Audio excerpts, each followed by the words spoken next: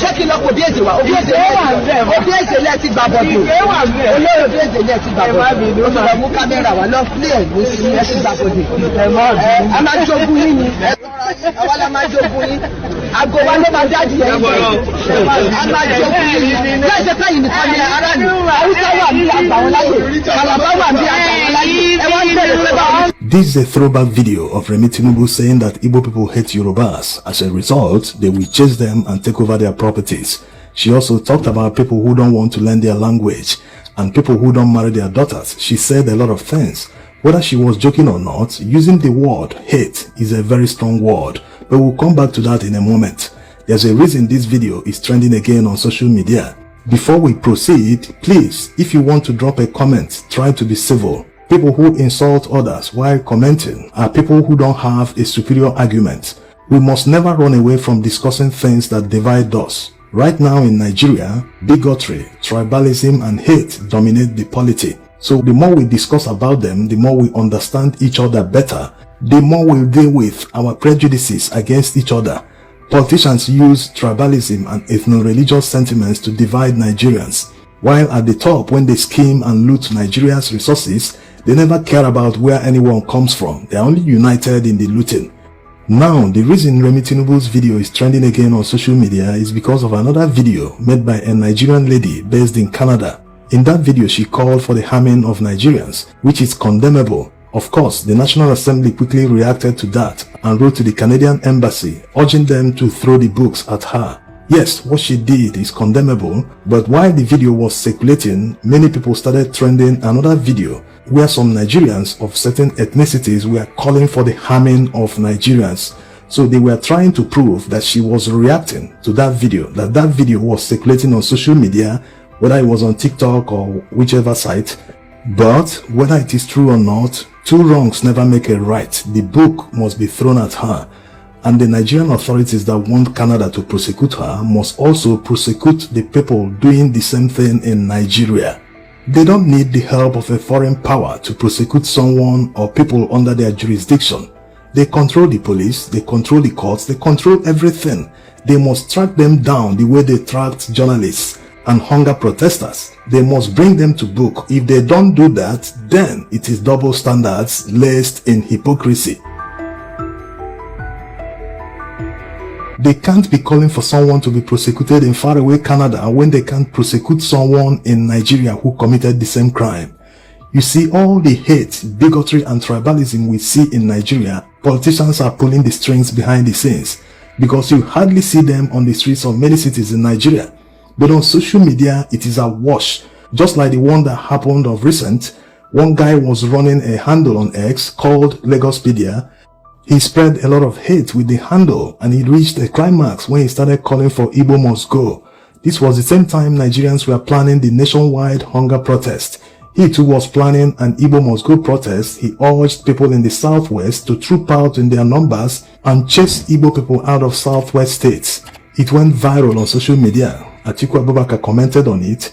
P2B denounced it. Even Tinubu for the first time was forced to denounce it. He addressed it when he addressed the nationwide hunger protest. So because the guy's identity was revealed on social media, he quickly deleted all his social media handles. But it was already late because many Lagos state officials were following the guy's handle on X. So they can't deny that they are not aware of all the bile and hate the guy was spreading on social media. For those who have taken undue advantage of this situation to threaten any section of this country, be warned. The law will catch up with you.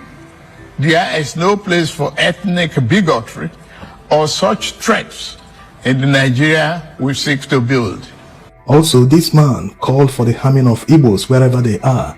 It trended at the time on social media, it went viral, the police eventually arrested him, but unfortunately they released him behind the scenes without even taking him to court. So it shows that politicians are behind the scenes, pulling the strings. They employ these guys to spread hate on social media to divide Nigerians while they concentrate on looting the country dry. Just like what happened during the elections last year, MC Oluomo openly threatened Igbo people and other people that look Igbo not to come out to vote except they are voting for APC. Please, if you don't want to vote for us, please sit down for sit down for No one reacted to it at the time. Buhari didn't say a word, neither did Tinubu. Nigerian authorities never wrote any letter to anyone. They didn't even try to arrest him.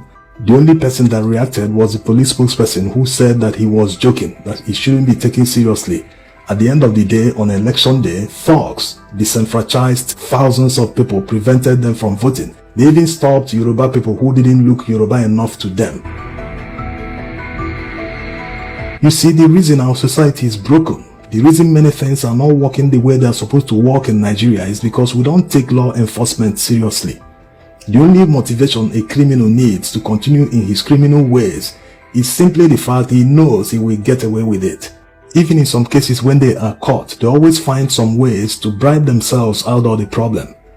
Some people feel that the reason we have a lot of crimes in our society is because of heavy arms that are in circulation. But that's not the end of the problem. In many situations, they are caught, but miraculously they find themselves free again. So this is the problem we have. If you don't teach people lessons, if you don't use the law to reprimand people and correct them in their wrong ways, they will continue doing it. Of course, we know why it is so. It is because the politicians are involved in the bigotry. They are involved in corruption.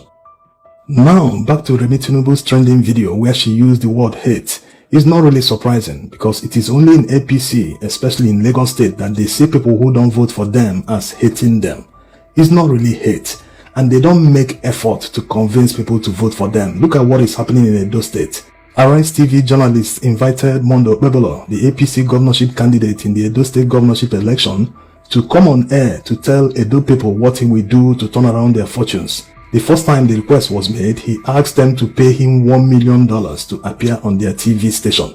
Imagine someone that is supposed to be paying a TV station to promote him in the governorship election. He's demanding $1 million. The second time they made the appeal was to the APC chairman in Edo State, but he declined with a laughable reason that Edo people don't have money to subscribe for DSTV, so they wouldn't be watching it. There's no need to waste that time to come and do an interview on Arise TV. So that's why I say that argument is not tenable. It's best your candidate should come, because as I speak now... Your statistics is wrong, Rufai. Your statistics is wrong. Give me your own. I am telling you that people can no longer feed in Edo, not to talk of subscribing to internet. Give me your own statistics. People can no longer feed, not to talk of subscribing to internet. Nobody is watching you. So that's the truth. Nobody is watching you because give me your own don't have money to watch. If you give me your own statistics. If you want Mondi Okpewolo to come to your, if you want Mondi Okpewolo to come to your interview, try as much as possible to subscribe for the audience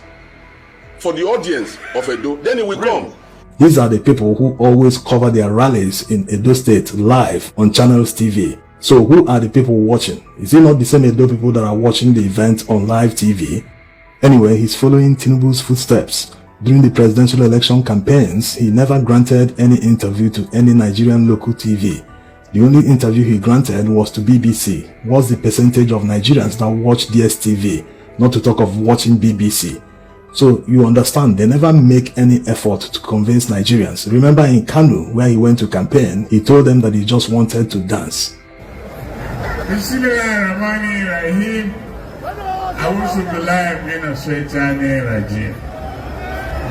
Today, I've come home to Kanu. All I want to do is dance. I want music. If anyone doesn't make any effort to convince you to vote for him, why would you vote for the person? If anyone is running away from debate or interview, it is already a huge red flag. He has something to hide. And if you make that mistake of voting for that person, you will live to regret it, like many people are already regretting in Nigeria today. In conclusion, Nigerians must understand the psychological warfare that politicians have deployed on them. They know you are poor. If you are given a chicken change, 5,000, 10,000, and told to do something that you know that is wrong, you will quickly do it because you've been paid to do it. That's why all their policies are geared towards impoverishing Nigerians, because their strategy only works on poor people. If you are wealthy, you wouldn't have time to be spreading tribalism and hate. If you can afford your own brand new car and afford a mortgage for your own home, you wouldn't have time for all this. Instead, you will have time to demand from the politician who is coming to you. Ask him questions. What are you going to do to turn around the fortunes of Nigeria? How are you going to solve insecurity? How are you going to solve food crisis? And many other questions that deserve solutions. But instead, we are busy fighting among ourselves while they concentrate on looting the treasury dry. Until we wake up, unite, and reject their psychological warfare, we will never achieve the Nigeria of our dreams. Thanks for watching. One of you, I swear in the name of God Almighty Allah, goes against my will that Ambode, inshallah, will be the next governor of Lagos State. The best thing to do to die inside this country. I'm not ready to beg, appeal to anybody, and that's why Kajadu and the governor says, that is your own. Even the two of them, they cannot disobey me. But nobody knew how I pick somebody. I'm not begging anybody to go, but you must not. What you people cannot do in Onitsha, what you cannot do in Aba or anywhere. If you do what I want, Lagos will continue to be prosper for you. If you go against this, you will perish in the water. Finish.